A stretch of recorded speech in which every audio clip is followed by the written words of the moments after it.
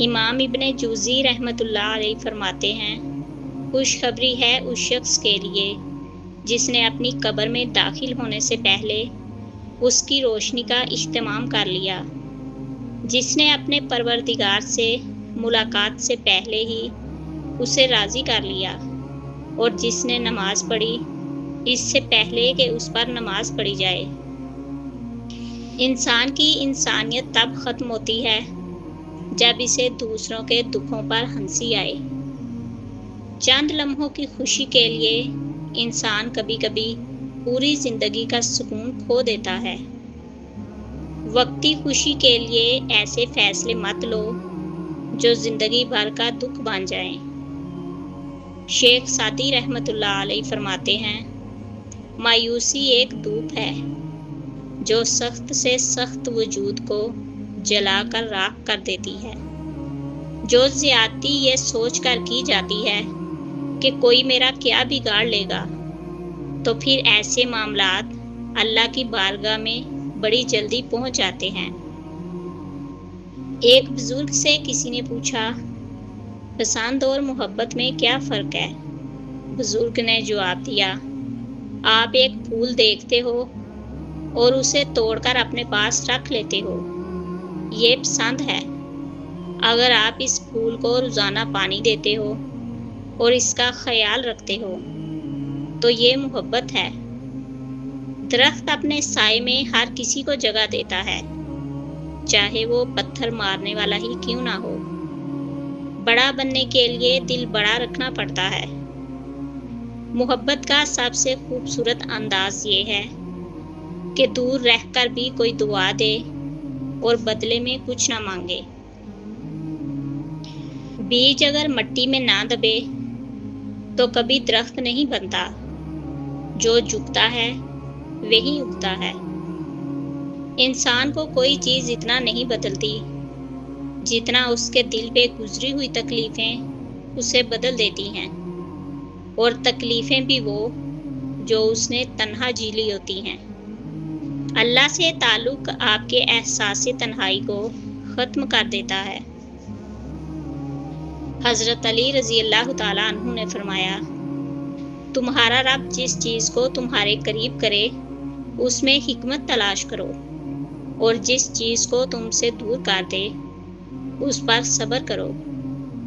اگر تمہیں کوئی فائدہ پہنچے تو وہ اللہ کی طرف سے ہے، اور اگر کوئی مصیبت پہنچے تو وہ تمہارے اپنے اعمال کی بدولت ہے۔ اللہ تعالیٰ قرآن پاک میں فرماتے ہیں، اللہ جسے چاہے عزت دیتا ہے اور جسے چاہے ذلت دیتا ہے، سب کچھ اسی کے ہاتھ میں ہے، اور جو تمہارے لیے لکھ چکا ہے وہ تم تک ضرور پہنچے گا، چاہے ساری دنیا روکنے کی کوشش کرے۔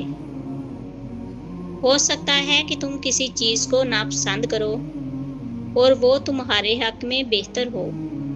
جب میرے بندے تم سے میرے بارے میں پوچھیں تو کہہ دو کہ میں قریب ہوں، دعا کرنے والے کی دعا قبول کرتا ہوں۔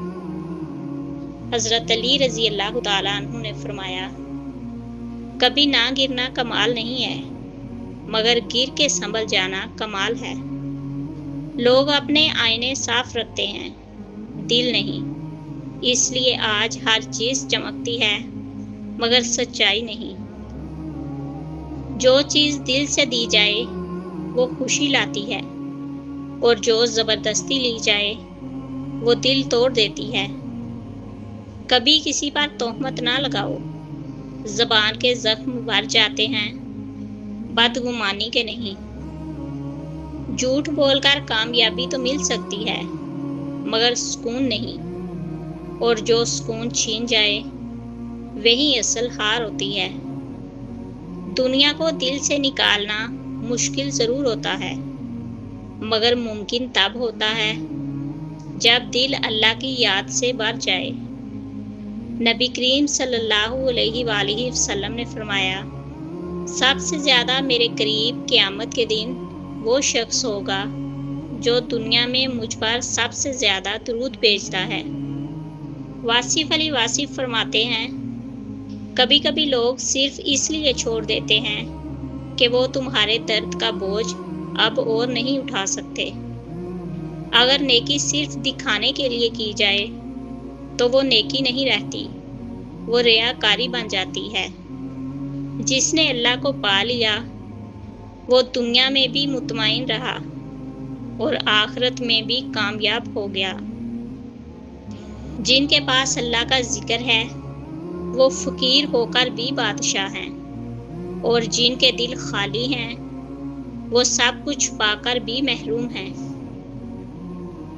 دعاؤں کا رنگ کبھی مدھم نہیں ہوتا، بس اللہ وقت پر عطا کرتا ہے۔ ہم جلدی میں ہوتے ہیں اور وہ حکمت میں۔ جب آنکھیں نفس کی پسندیدہ چیزیں دیکھنے لگیں تو دل انجام سے اندھا ہو جاتا ہے۔ صرف قرآن پڑھنے سے اللہ تعالیٰ کی رضا حاصل نہیں ہوتی، پڑھنے کے بعد عمل بھی ضروری ہے۔ قرآن وہ چراغ ہے جسے جتنا پڑھو دل اتنا ہی روشن ہوتا ہے۔ پریشانیاں ہر ایک کی زندگی میں موجود ہیں، کوئی بھی ایک مکمل پرفیکٹ زندگی نہیں گزار رہا۔ بس فرق وہاں پہ آتا ہے کہ جب انسان اپنے معاملات اللہ کے حوالے کرتا ہے اور مطمئن ہو جاتا ہے۔ اگر میں آپ کو میرے دنیا سے چلے جانے کے بعد کبھی یاد آؤں تو میرے حق میں دعا کیجیے گا، وہ رحمان میرے گناہوں کو معاف فرما دے اور میری مغفرت فرما دے۔